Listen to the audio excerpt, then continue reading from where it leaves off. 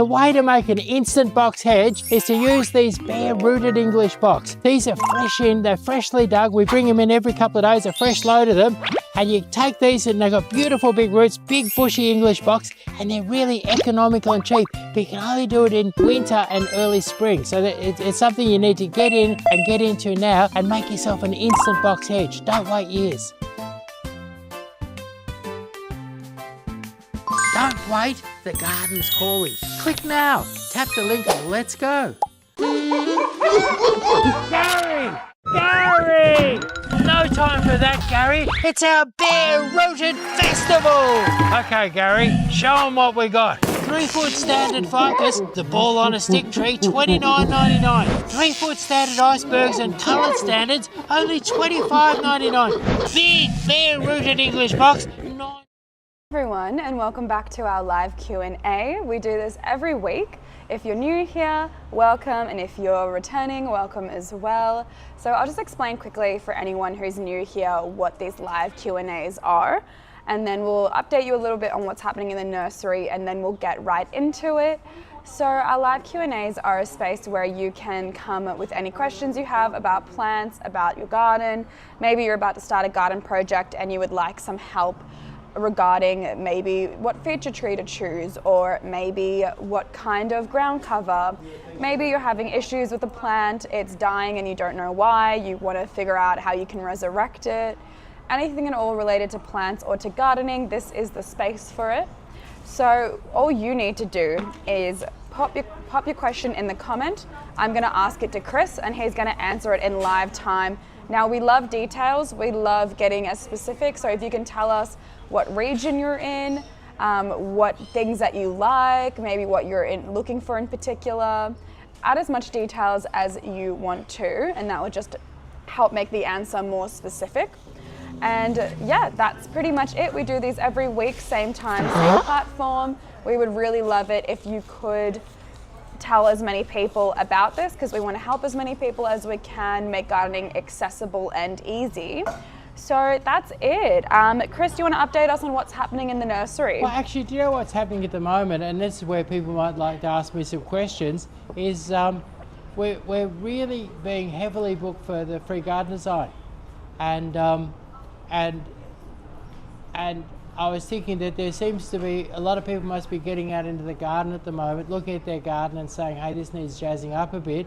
And so people might like to ask me some garden design questions today. You know, like questions about what to do here, or how to do this, or how to get a particular effect, or, you know, so we do lots of garden designs every week here. And we do, you know, little 45-minute garden designs where we can do a normal suburban garden front and back. A 20-minute we do the front of the garden. But I just know it's heavy booking, so I just thought people might like to ask me some design, not just, you know, will it live, or how do you get rid of the bugs, but maybe some design ideas. You know, I'm happy to help with that as well today. So happy to take questions about design ideas. And I notice the demand is heavy on garden design at the moment. Amazing. Well, we'll start with the first question from Claire. What kind of soil would you recommend for a tropical garden bed in Melbourne, and how many centimetres of this soil? Okay, for a tropical garden bed, look, I think if you've got clay soil, most people in Melbourne have got clay soil. If you've got some good sandy loam and you turned over your clay soil, then added 3 or 4 inches of sandy loam to it, then turned it over again and mixed that sandy loam right through it, that would be excellent. So a mixture of your Melbourne, your typical Melbourne clay with a good dose of sandy loam, and dig it over a shovelful. Turn it over. They dig like that old sort of Italian or Greek style where they dig down with full shovel depth, and then they flip it over, smash it with the back. If you turn it all over, then add 3 or 4 inches of sandy loam on it, then turn it over one more time. You'll have great soil for growing your tropical plants. Great. Next one is from Gregory. Hey team, chasing something to plant between stepping stones pavers that spreads and grows quickly. Live down in Point Lonsdale, sandy loam soil. Thanks in advance. Okay, so down to Point Lonsdale, if it was a sunny spot, we do a thing called Diamondia. Now Diamondia is kind of silvery, and for Diamondia, you can Google and have a look at it. It's a wonderful flat plant, takes a bit of foot traffic, no worries, stays nice and flat, doesn't grow too tall around your pavers. But the only thing wrong with it, with a typical cement colour, it doesn't go so good. It really needs like a dark paver to look good. So you've got lovely silver foliage, very flat, very tough, very easy to grow. So Delmondia would be, but I'd want to use a dark paver. Now, if on the other hand I was going to use a light coloured paver, you would find that something like a white pratia or a white thyme would be, they're both quite hardy, take a bit of foot traffic, stay nice and flat. So white pratia or white thyme if I was using a kind of like a cement coloured paver. But if I had a dark paver, I'd be very tempted to use the Delmondia, and all of those would be quite hardy in a sunny spot. And also, if you had a little bit of shade along the way, they'll take quite a bit of shade, but you wouldn't put them in a deep shady spot. Great. The next question is, what plant do I need for privacy on our corner blocks? On our corner block next to our house in San Remo Coastal, would like some sort of hedge rather than building a fence.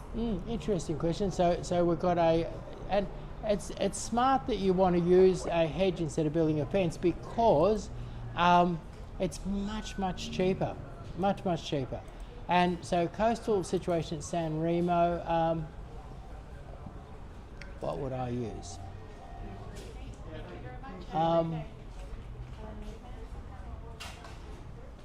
Olives would be excellent, and give you that sort of coastal colouring. So you could use olives, and olives planted fairly densely can make quite a, and there's non-fruiting olives that you can use, or you can use a fruiting olive and have a fruiting hedge.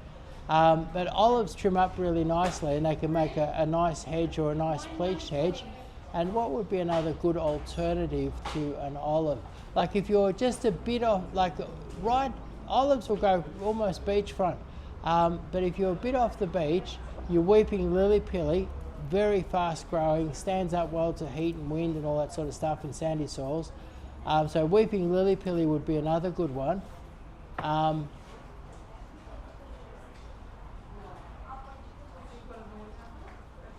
Yeah, and what else would you use? So weeping, and then I guess the other one would be Photinia. Photinia, very beautiful hard glossy foliage, and beautiful hard glossy foliage, and really tough in a sort of a coastal type situation and exposed in windy conditions. And you've got your Photinia robusta, has bright red new growth, dark green foliage, and really tough and really fast growing too. You can grow really, if you plant a reasonable sized one, you can turn it into a 2 metre hedge in a little over a year. Yeah.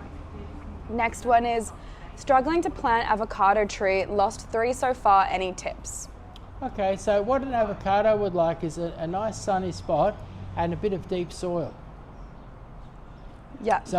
So what you can do is dig a nice big hole, add lots of potting mix and good soil and compost and stuff, and then finish off in a bit of a mound. So you've got lots of loose soil, like have a mound plus have good soil under the ground, so that the avocado's got lots of good soil underneath it. That's the way to go.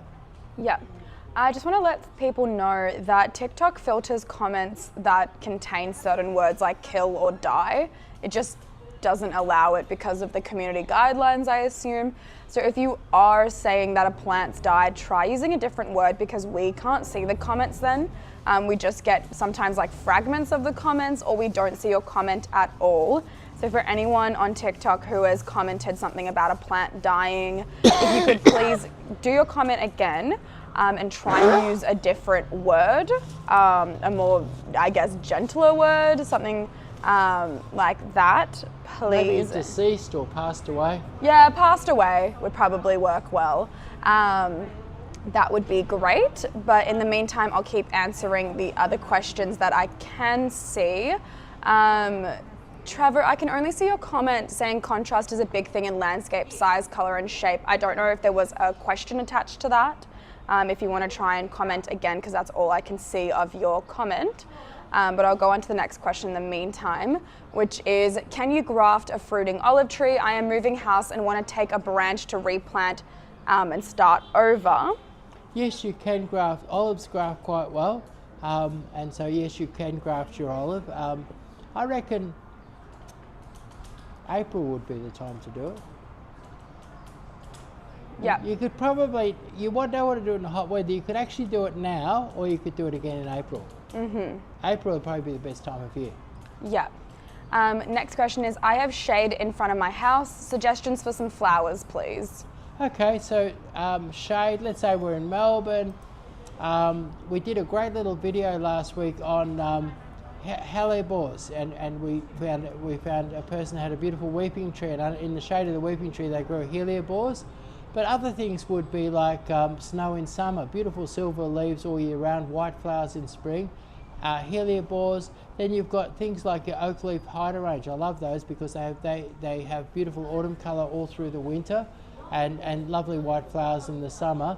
And then one of my favourite plants for the shade is a Japanese anemone. Now Japanese anemones come in whites and pinks, singles and doubles, and they pop up in late summer and into autumn, and they have a lovely sort of floaty feel to them and do beautiful in the shade. So there's a couple for you. Snow in summer, hellebore. Hellebore, the common name for hellebore is winter rose, and they have beautiful foliage and beautiful flowers, probably one of the best shade flowers of all. And then you've got your Japanese anemone, and you've got your oak leaf hydrangea. And oak leaf hydrangea will give you, well, a lot of hydrangeas have better flowers than the oak leaf hydrangea. Nothing looks better, no hydrangea looks better in the winter than an oak leaf hydrangea. So they're great in the winter. Yep. Next question is, have north-facing front lawn in Frankston. There's a big gum tree in the middle which shades all day. Lawn will not grow. What do you suggest as a replacement for lawn? North facing, okay. So north facing gum tree. What you could do is you could make you could put some mulch there and have a bit of a native garden. And under gum trees, what I've been very successful with is Lomandra tunica stays green and lush with a lot of competition from a gum tree. And also, and what blends nicely with Lomandra tunica would be something like your Myoporum urina, which is a beautiful flat green ground cover that has white flowers that are a little bit fragrant. And then your creeping saltbush.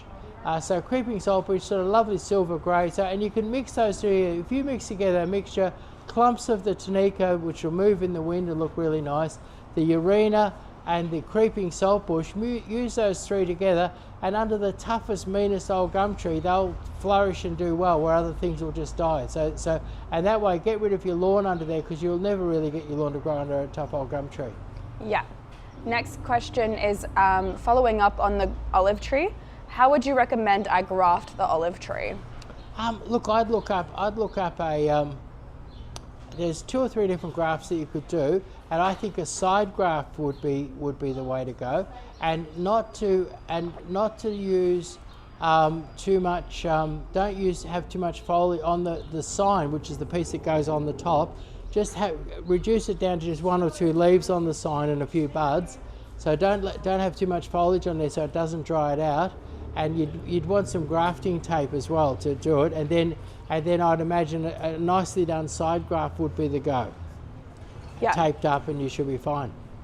The next one is, my lemon tree I bought from you was told to not trim it back, but when should I do it? Okay, so trimming a lemon. If you felt a need to trim your lemon, I'd probably do it now, because they're just about to shoot all their new growth, and you want the new growth in the right places, so you don't want to waste your new growth later by trimming it. So I'd do my trimming now, because your lemon's about to start growing. Yeah. Next question, ground cover to go over rock wall, full sun. Any ideas, please, that are drought resistant? Okay, so my 2 favourites for rocks, hot sun and drought would be your prostrate rosemary, which is a beautiful cascading rosemary with lovely pale blue flowers, and flowers for months and months and months and months. And then your cousin it, it's a beautiful sort of matte green look, seems to go beautiful with rocks. If you Google it, you'll see them cascading over rocks in the pictures there, and they really are wonderful. And both of those are very, very, very sun, heat and drought hardy. So prostrate rosemary and cousin it. And cousin it's a native, prostrate rosemary isn't. And prostrate rosemary, you can use it it's a handy little plant. You can use it as a herb, or as a culinary plant in the kitchen, and it looks great in the garden and flowers for a long time. And easy to grow. Both of those are real easy to grow. Yeah. Next question is, what are the best beginner-friendly vegetables to grow? I reckon that silver beet. Silver beet's an incredible plant. It slightly acquired taste to eat it, but nothing gives you more for less. Like you can just keep on taking the outer leaves off it, and you'll get mountains and mountains of food off your silver beet. And silver beet seem to be incredibly easy to grow. Lettuces are quick and easy to grow. Easy too. Like sometimes you get a bit of disease and you can have a bit of a disaster, but mostly tomatoes, and particularly if you went for a cherry tomato, you'd find that would be I think a cherry tomato would be a really, really good beginner's plant. And I've always found beetroot incredibly easy. Beetroot a little bit slow, but very, very easy to grow. And what I'll do is I'll put the beetroot in rows, and it'll grow quite slowly, and then I might pop lettuces in between, and you get to eat the lettuces just as the beetroot comes on, and then the beetroot sort of takes over as you harvest your lettuces, so you can sort of mix them together. And oh yes, look, actually, and the easiest vegetable of all is the old potato. Get a few scrappy old potatoes out of the kitchen, chuck them in the garden, and away they go. And then what you do is you hill the soil up around them, and they love to grow all new potatoes in sort of freshly hilled up soil. And potatoes love plenty of water, plenty of fertilizer, and that would perhaps be, when I think about it, potatoes are probably the easiest vegetable of all. Yeah. Next question is, what do you think is the best general fertilizer to keep the garden looking healthy? That's an interesting question.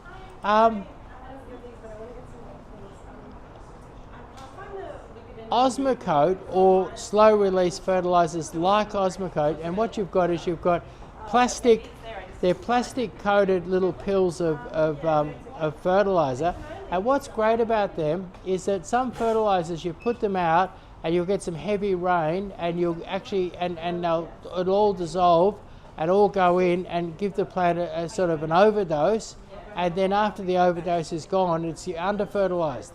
Whereas with your slow release fertilizers, a good quality slow release fertilizer, what happens is you put it on and the fertilizer just trickles into the plant nice and slowly, and the really good ones give you food for almost 12 months. So it's a really good way. You can go around the garden, fertilize everything, and have food for 12 months of the year. Amazing. Next question is, could you please tell me if I can grow night blooming jasmine in a pot, and how big a pot do I need? How do I maintain it in a pot, and what fillers would you recommend beneath the tree? I prefer cascading. Okay, so like a silver dichondra or a green blob would look nice underneath it. And I would use, like if I wanted to keep it long term in that pot, I'd use a 50 centimetre diameter pot with a good soil capacity, because they grow quite a big bush. They're quite a big, strong growing bush. So I think a 50 centimetre pot, keep it well fertilised. I just talked about Osmocote. Plenty of Osmocote seems to work well on your night blooming jasmine. And then I think something like a silver dichondra or a green blob would look good cascading out of that same pot. Yeah. Next question, lily pilly that doesn't get too massive or require hedging. Okay. So it's an interesting thought.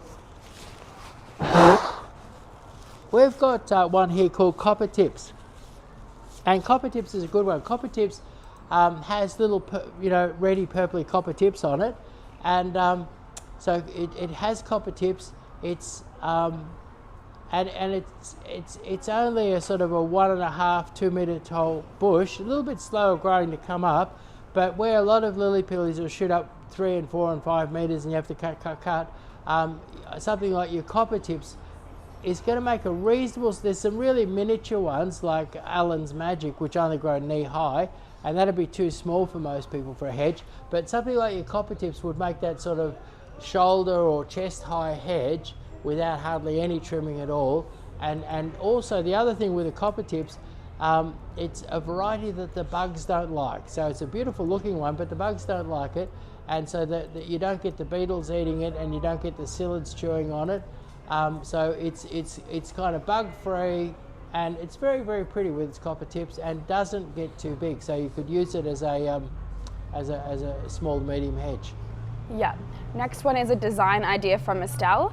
Sunshine Coast, Queensland Southwest facing, 2 by 4 metre garden bed next to a dark grey painted cement driveway. Would love an easy to grow wow factor for street appeal, wooden fence, and there is a large palm at the garage end of the bed. Okay.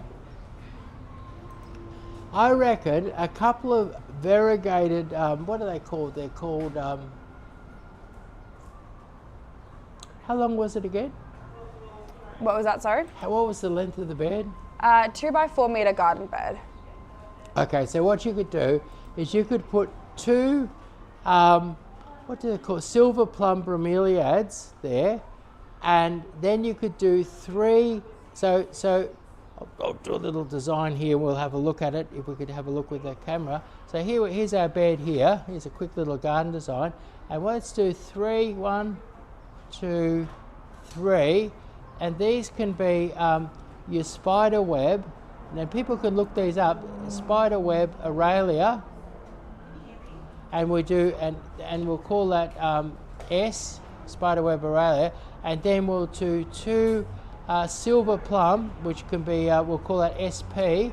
We'll do 2 silver plum bromeliads, and they're, the spider web is a lovely sort of green and sort of silvery white look, and the silver plum is kind of purpley red, and we'll do some silver, so we'll do 2 SPs, and then SP, and then along the front here, underneath here, we'll put a little bit of silver dichondra, and silver dichondra will grow and cover all the, make a little border along the front, so that'd be silver dichondra. And that gives you some nice contrast. It gives you some lovely silver and some lovely purples. And I'll just, there it is there. So here's your 4 meter long bed. We're going to use the spider web Aurelia, 1, 2, 3, and then we're going to use 2 of the what is it, silver plum, 2 of the silver plum, and they're a beautiful glossy purple bromeliad. And then along the front here, just for a nice little border, we'll put some silver dichondra, and the silver dichondra on 4 meters. To cover that nicely, I think we'd use maybe a dozen. So we use, so it'll be 2 spider webs, 3 spider webs, 2 silver plums, and you can buy nice small ones, and then a dozen silver dichondra, just nice little ones. And you probably mix a little bit of nice potting mix in, and top dress it all with a bit of Osmocote, and that will make a lovely garden for you there.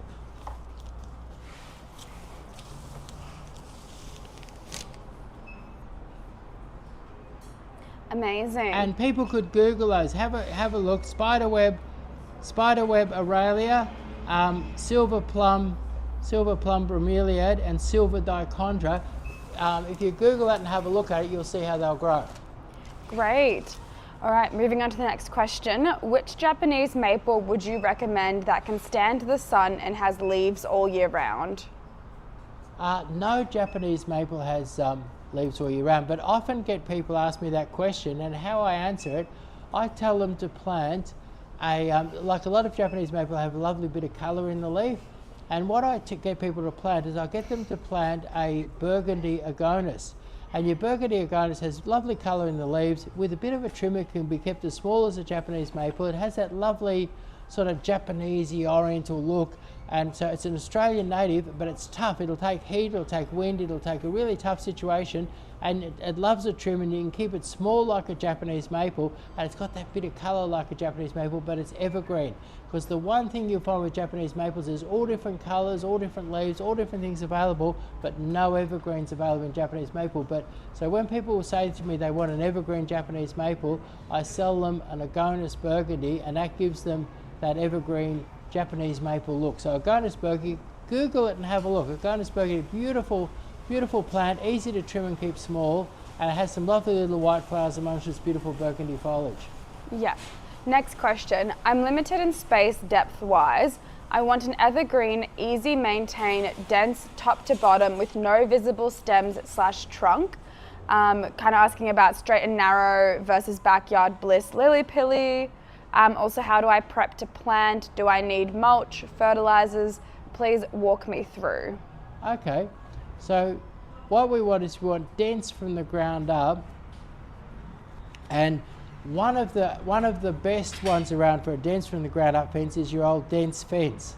Your dense fence, the leaves, what it is, it's a variation. It's a variation on the sweet viburnum, and it has shorter internodal spacing. So the space between the leaves is much shorter than normal sweet viburnum.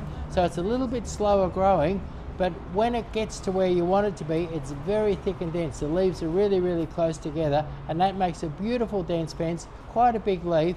And that's also, I use that a lot in my garden designs where people have got a lot of, or they've got a mixture of sun and shade, or they've got a lot of shade, and lily pillies, as a rule, like the hot sun. They don't like the shade. So dense fence is one that I'll often use. And then for a really nice dense lily pilly that the bugs won't eat, a sublime lily pilly is really, really good. Sublime, it has a bit of a lemony green sort of foliage, but it's very, very dense. And it's moderately fast growing, but really good if you want. It's probably the best lily pilly if you want it dense from the ground up. So sublime lily pilly, or the other thing, look outside the lily pilly range and look at your dense fence viburnum. Yeah. Next question. I'm torn between a golden elm or a ginkgo biloba for a feature tree. Thoughts? Okay. I would tend to go, now ginkgos, there's a trick to growing ginkgos. Around Victoria, most of your soils are acid, and ginkgos love a neutral to alkaline soil. So and also where ginkgos come from, they're a summer rainfall tree. And why I would in most cases go for a ginkgo is that ginkgos are slower growing and don't grow quite as big as a golden elm. Golden elms grow absolutely enormous. But I'll tell you a funny story about a golden elm in a minute. In some cases I would use a golden elm, but anyway, so ginkgos have got no real bugs. Like with the golden elm, you do have the elm beetle around now, which can mess up your elm. You can spray and get rid of it. But I'll talk about golden elms in a minute. But ginkgo is basically water in the summer, top dress it with dolomite lime, and water in the summer, keep the grass and weeds away from it, and it'll make the most fabulous feature tree, particularly if you haven't got too much space. And if you had very little space, there are grafted forms. I'm just trying to think of it. There's grafted compact ginkgo, so anybody could have a ginkgo. Now your golden elms, given that I remember one time I sold a golden elm to my neighbour across the road, and it was just a stick, maybe 3 or 4 foot tall, and he bought it. And what he did, it was back in the days before water restrictions, and he got his tap dripping and his hose dripping, and he put a dripping hose on it, and he left it there for the whole summer. That was when water was really, really cheap. And that virtually grew. It was amazing. It grew into a big bushy tree in 1 year. At the end of a year, it was about 3 metres tall and about 2 metres wide, and he had a real golden elm there. Now, if I was on a big property, like if I had a 1 or 2 acre block, if I had a nice big property, there is nothing better looking than a golden elm. Golden elms, I love the colour of a golden elm, I love the shape of a golden elm, I love walking underneath the shade of a golden elm. Beautiful tree, but they're big, and they start off cute and nice, but they end up big, really big, full bushy trees. Although in my street there's a person who's got them, and they prune it hard every year, and they can keep it down in size. So you can prune them and keep them down in size. They're wonderful colour, and the main advantage that a golden elm has over a ginkgo is that they're lovely bright gold in spring, summer and autumn, whereas your ginkgo tends to be sort of a lime green in spring and summer, and probably the best golden autumn colour of all in the autumn. So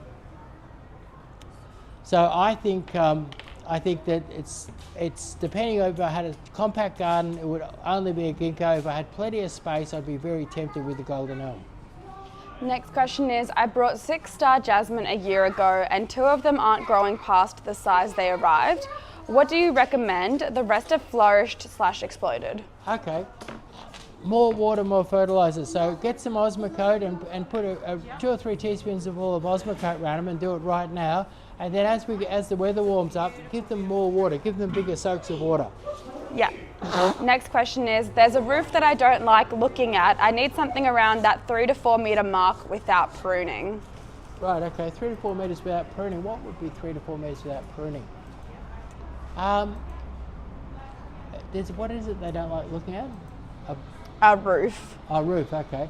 So if I only wanted 3 or 4 metres,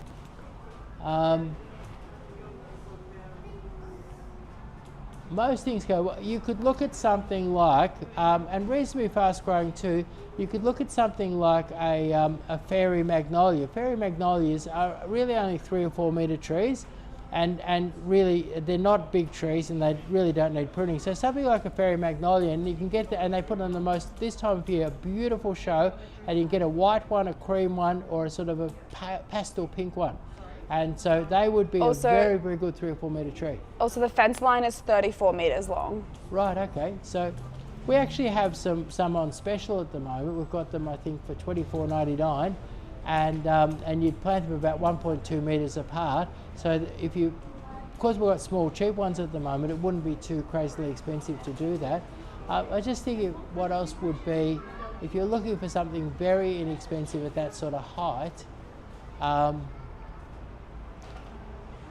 you'd probably go for a viburnum, like we've been talking about sweet viburnums. The sweet viburnum's very much a 4 metre, hedge. So a sweet viburnum, and if you're getting 6-inch pots of sweet viburnums, because you've got quite a bit to do, it wouldn't be too expensive to cover that amount.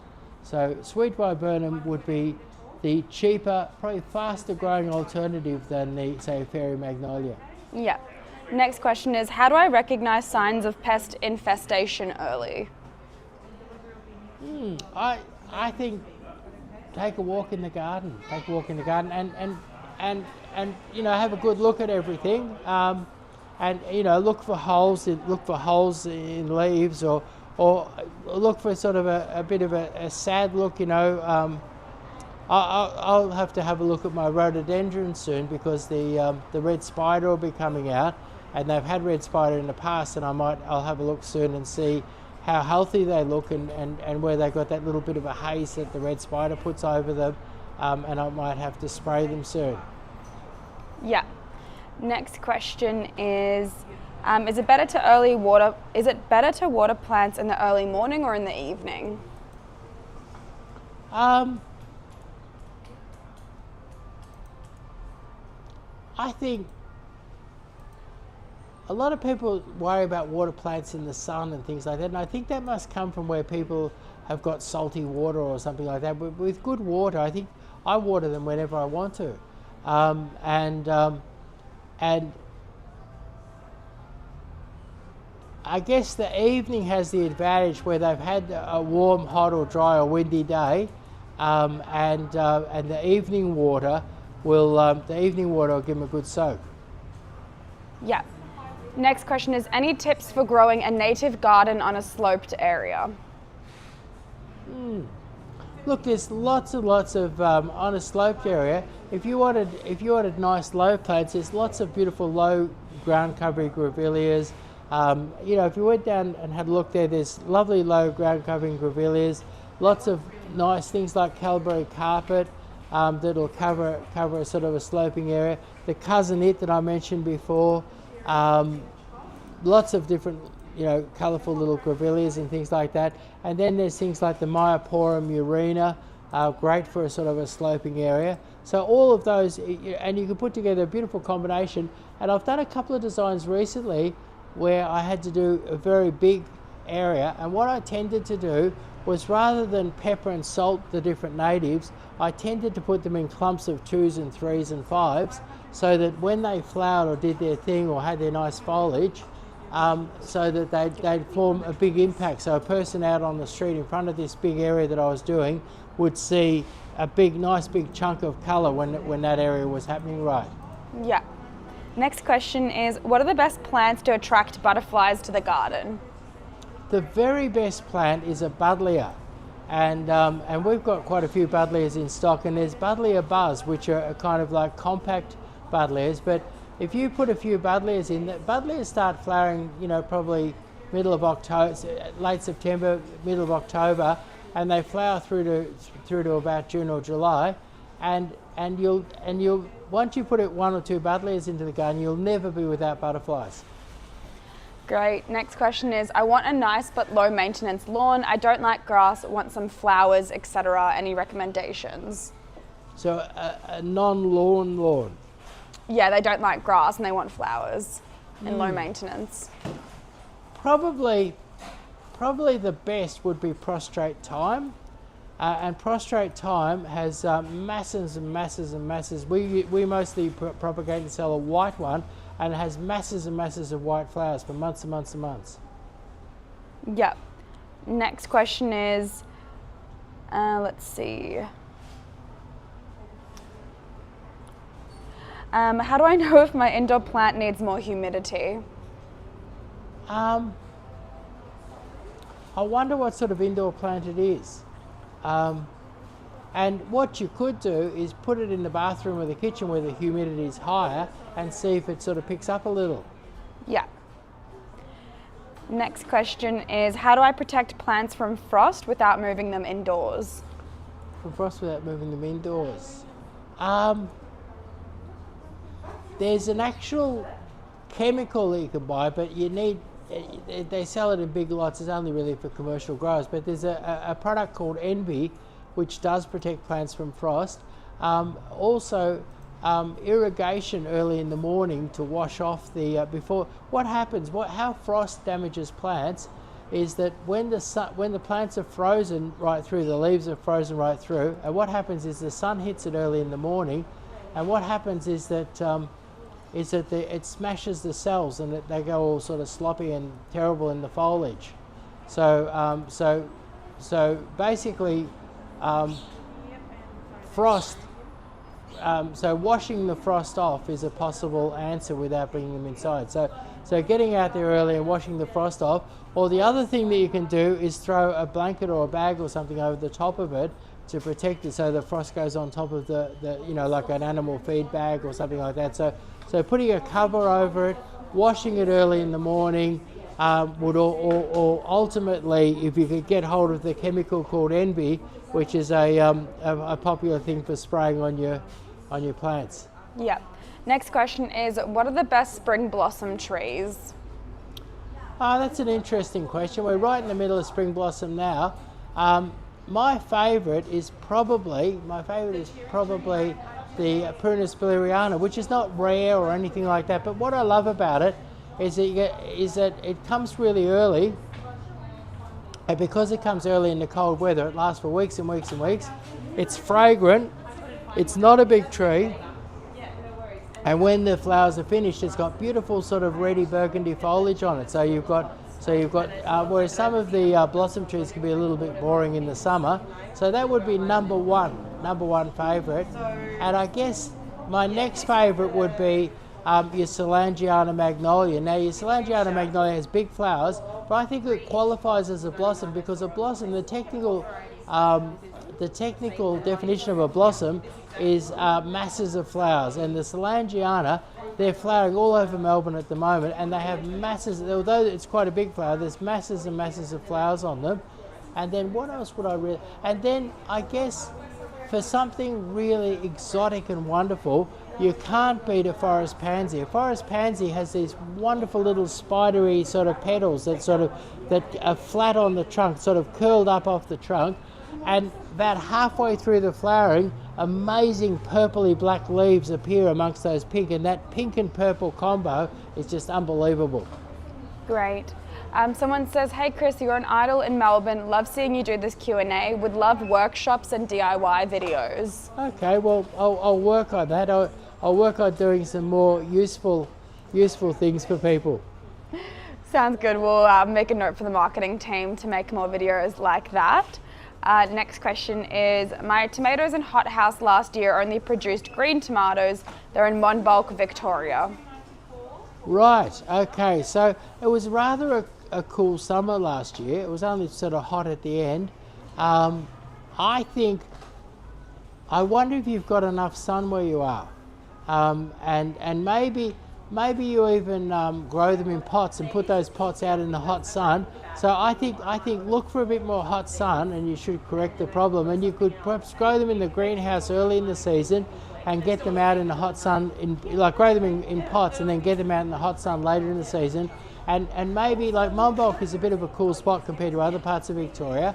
And maybe if you found like a north-facing wall that really radiated a bit of heat, and you put your potted tomatoes in front of that, kept them well watered, you should get heaps of beautiful tomatoes that are lovely red and ripe.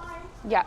Next question is, how can I tell if my plant is getting too much fertilizer? Too much fertilizer often exhibits as a little black ring around the edge, like way too much, so you just got a dead plant.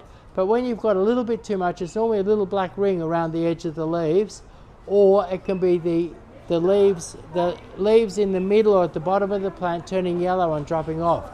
So yellow and dropping off leaves with a black ring, or a dead plant after you fertilise, all would tend to indicate too much fertiliser. And actually, back on the ripening of tomatoes, I reckon that what people should do is they should plant 1 or 2 cherry tomatoes and then 1 or 2 of the bigger fruiting tomatoes, because cherry tomatoes ripen easily and ripen fast. So if you've got a cool early season, you're going to get tomatoes quick. Yeah. Just letting everyone know, we have about 5 minutes left of this live Q&A. So if you have any questions, make sure to get it in now so that we can answer it before the end of the live. If you're not able to, or something comes up in the next couple of days, you can join our live next Monday, because we do this every time, 12 p.m. to 12:45 p.m. So just if you have something else come up, please come to our next live. Or you are more than welcome to email, call, visit in store. Just while we're waiting for the last couple questions to come in for today, do you want to tell them about our sale happening this week? Right, okay. So what's going on this week is, by the weekend we're going to have strawberries here. Like, what got me interested in being a nurseryman and plants and things like that was my dad used to take me round to nurseries, and I remember my dad was trying to sell plants. He was growing plants and trying to sell them into different nurseries, and we would often on a Saturday we'd go from nursery to nursery. And I remember there was a chap called John Lucas who had a nursery in Montrose called Rosemont when I was a little kid. It's long gone, that nursery now, I think. But at any rate, I remember one day he gave me a little tiny dwarf Swedish mountain pine, a Pinus mugo, and he told me that this would only ever grow small, and it was my own little pine tree and I could do what I want with it. And that was the first ever plant that I got, and I really treasured that plant, and I loved the exoticness of it. I loved the fact that it came from Switzerland, and it was a miniature one. He told me that the dwarf mountain pines grow up on the mountains, and they're just tiny ones from Switzerland, and I thought that was really wonderful, and I treasured that and kept it in a pot and looked after it for years. So there's different things and with my grandkids I noticed that they love growing their own strawberries. So what we're doing is we're going to put on a special the fresh little strawberry runners from the proper virus-free ones from the strawberry place that grows all the strawberries for all of Victoria. We're selling those for $1.99, but what I'm doing is to get kids growing is that we're putting out some instructions this week on how to grow strawberries, and if you bring your kids in, they can buy up to 2 strawberries each for 99 cents. So if you've got a couple of kids, you can come in and we're going to give you instructions on how, some simple instructions that kids can follow. And I found my grandkids are growing strawberries on the front step of their house, and it's really got them growing, having them growing and strawberries forming and then eating lovely sweet strawberries has got them really interested in growing things. So and I want to get lots and lots of people interested in growing things, so we're making strawberries available for 99 cents. But also on top of that, we're getting towards the end of the bare-rooted season, and we've still got amazing bare-rooted bargains. First of all, if you spend over $300, you can get a $100 weeping cherry for free, and you can go online and do that or anywhere. And then there's all sorts of amazing bargains. Like, we've got beautiful big maple trees out there, bare-rooted for $20. We've got ornamental pears for $15. We've got standard roses. Standard roses in some of the shops are costing $50 and $60 each. Standard roses for $25.99, and there's thousands to choose from. So towards the end, and we've got big bare-rooted English box. So if you want to get a garden project going, take advantage of the bare-rooted season. You've only got a couple of weeks to do it. So the bare-rooted sale is getting to an end, and we're filling the nursery with all beautiful spring stock at the moment. Yeah, great. All right, let's do the last few questions before we wrap up. My little lemon tree has an issue and the lemons are lumpy. Do you recommend any treatments? Often that could be a nutrient deficiency. Osmocote And compost. If you put a ring of compost, don't bury the graft, but put a ring of, like a donut-shaped ring of compost around it. Cover that with a bit of soil. Whack a bit of Osmocote on as well, and get it pumped up and fed properly. I'm sure you get bigger, better lemons. Yep. Next question is, do frangipanis need daily watering? I didn't quite catch that. Do frangipanis need daily watering? No, they don't. They're a tropical plant, and what they need is at this time of year, where if you've got them in Melbourne, like actually if you're up in Queensland, you've got them in a pot and it's hot, you probably would water them every day in a pot. But in the garden, you might just give them a good deep soak once a week. Yeah. Next question is, do we have any succulents? Yeah, we have lots of succulents, and if you're coming in this weekend, I'll be stocking up on succulents this week, because the succulents took a bit of a hit on the weekend. The people bought a lot of them, but particularly sort of Friday, Saturday, Sunday, there'll be lots and lots of succulents in here. Yeah. Next question is, are there any small capitals bare root left, ones that can be sent? Yes, I'm sure that we could. I'm sure that the 14.99 size would be postable. All right. Or deliverable in the van. Yeah. And for the last question today, is Tiu creum a good example of a hedging plant that will go well in clay and soil? So I think that's Germanders. Germanders will do good in clay soil. So will Westringias will do really, really well. And then you've got that callistemon called callistemon slim. And then for really poor soils and difficult soils, the old Photinia robusta is hard to beat. So Photinia robusta, for something exotic and luscious, Westringia or callistemon slim, very, very good. Great. All right, well that is it for today. Thank you everyone for coming and asking your questions. Please do let know your loved ones, your family, your friends about this live Q&A. We do it every week, same time, same platforms. So we hope to see more people next week, and hope you have a lovely rest of your day. Okay, and also I just tell you about, we've got our Grower Direct flash sale on Friday, and what I'll be doing these next couple of days, I'll be talking to lots of different growers. We'll get lots and lots of great specials we'll get lots of great specials together from the growers, and we'll put up 100 specials. And the great thing about the Grower Direct flash sale is that we get a little bit of everything. There'll be bare rooted, there'll be flowers, there'll be shrubs, there'll be hedges, there'll be screens, there'll be roses, there'll be everything that you need for your garden. And it's all available, and we're doing free delivery when you spend over $300 for most of Victoria. And if you spend over $300, we're doing a free weeping cherry. So if you've got a gardening project worth over $300, you've got free delivery over most of Victoria. You've got a free weeping cherry, and you've got some amazing bargains and a really comprehensive range of plants that would allow you to do a whole big garden project. And that's on Friday, 12 o'clock, whole new Grower Direct flash sale this week.